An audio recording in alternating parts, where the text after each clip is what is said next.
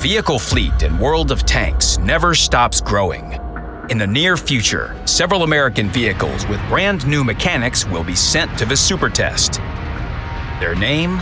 Yo tanks.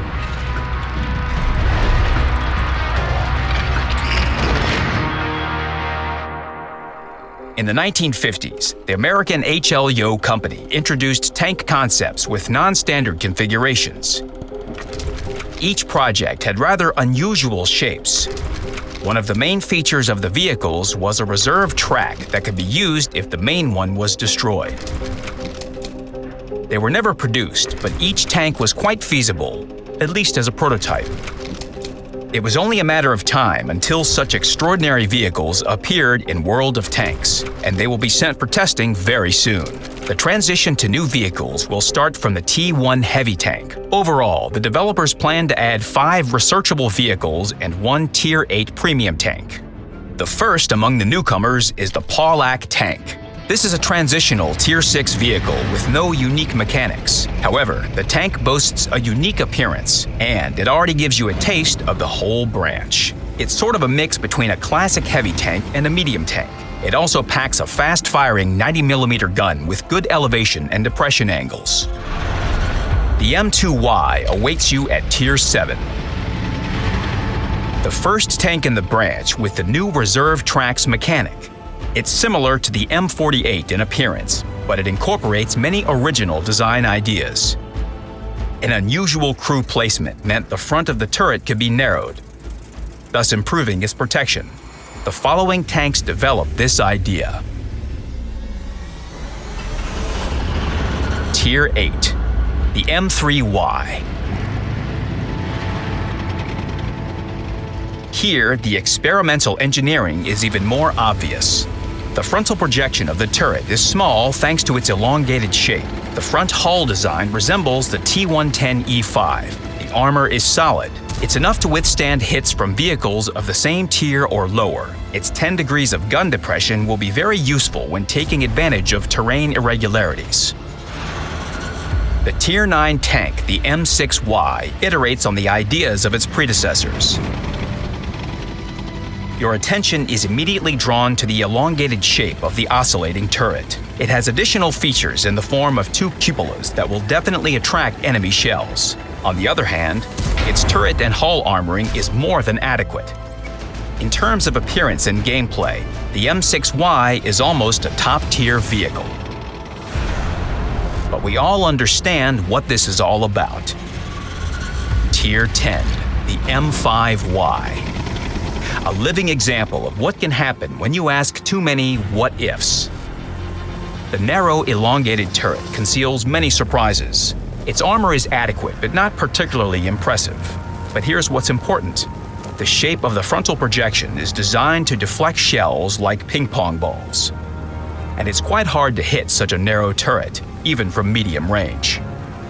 The M5Y also has something with which to respond. Its 120mm gun with great elevation depression angles means it can hold its own against many opponents one-on-one. The top-tier Yo that crests over a hill looks a bit like who knows what. Seems like that's its character. And we haven't even talked about the reserve tracks yet, but that's for later. First, the Tier 8 premium tank. Considering the appearance of its researchable brethren, the M4Y actually looks a bit too normal. But this first impression is misleading. The premium is just as non-conformist as the other Yo tanks. Its hull resembles that of the T110E5 with good armor and a distinctive skirt, but the turret is something else. First, it's cylindrical, which is not uncharacteristic of American vehicles. Because of that, the turret is protected equally in the frontal projection, even if you rotate it a little to the side. Secondly, it's framed by a rather thick shield, and despite what you may think, it's not a screen. The shield and the turret are one and the same. That means if you hit the shield and penetrate the armor, you will cause damage. There is no way a shell penetrates the shield without causing any damage. The weak point of the structure is the commander's cupola, which sits on top. It's rather large, but it's not easy to hit from a distance. Another questionable area is the turret's rear that sticks out from under the shield. There is less armor there than in places protected by the shield, of course. Since the turret oscillates independently from the shield, there is a notch under the gun.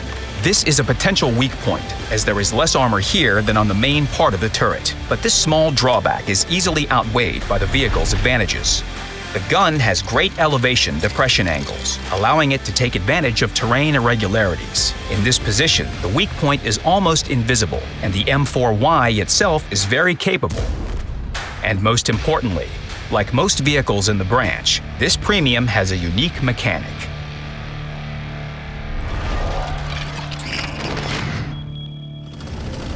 Reserve tracks are a completely fresh take on familiar game mechanics. In battle, it often happens that your track gets destroyed. You repair it, but you then become immobilized right away. As a result, you lose a lot of hit points or even get destroyed. The Yo tanks are not immune to such an outcome, but they have an ace up their sleeve. Or rather, in their suspension.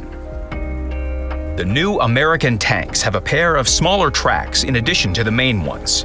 If you look closely at the tank, you can see them on the rear rollers. Those are the reserve tracks. If the front roller gets hit and the main track is destroyed, the vehicle doesn't stop. It can still continue moving. However, its movement speed is reduced a little. The initial super test settings decrease it by 30%. The destroyed track remains on the ground and returns to its place when repaired. It's a game formality, just like the ability to instantly repair a track on any other vehicle. If you lose another track on a Yo tank, you lose another 30% of speed. But it can still turn and move forward or backward. To immobilize the vehicle completely, you have to destroy at least one reserve track, in addition to the main one. In this case, the tank will come to a stop and wait for repair. Repairing them also has nuances. The reserve track is repaired first. The repair time is not final on the super test and will probably be less than the repair time of the main track. As soon as the reserve track is repaired, the repair of the main track begins. The vehicle can drive at this point, but a penalty is added to the repair time. If the tank remains stationary, there will be no penalty, and the main track will continue to be repaired at the standard speed. Also, a repair kit will repair all tracks at once. After all of the above, one might think that immobilizing a Yo tank is an event on its own. But actually, it can be achieved with a single shell if it hits the reserve track. The easiest way to do it is to shoot at the drive wheel from the side, on which both tracks are mounted. The shell must cause enough damage to destroy both the main track and the reserve one. A similar result can be achieved with a precise shot at the idler of the main track, with a subsequent hit to the reserve track.